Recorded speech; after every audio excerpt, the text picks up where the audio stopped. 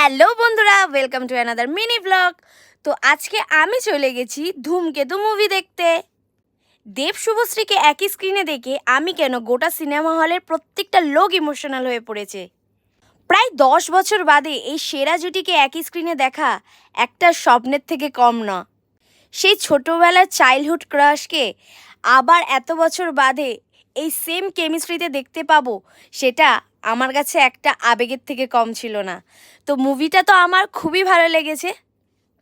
তবে এখানেই শেষ নয়, আমরা দেব পাগলুরা দেব ফ্যান ক্লাবের তরফ থেকে দেবদা আর শুভশ্রীদির জন্য একটা ছোট্ট র্যালি রেখেছিলাম, যেখানে রয়েছে বিভিন্ন ধরনের ফান।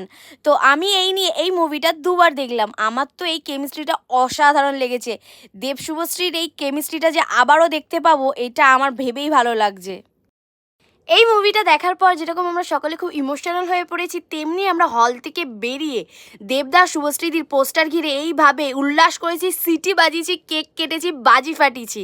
কারণ দেবদা হচ্ছে বাঙালির কাছে একটা ইমোশনস। তো তোমাদের যদি এই ব্লগটা ভালো লেগে থাকে, অতি অবশ্যই একটা লাইক, কমেন্ট, শেয়ার আর সাবস্ক্রাইব করতে ভুলো না।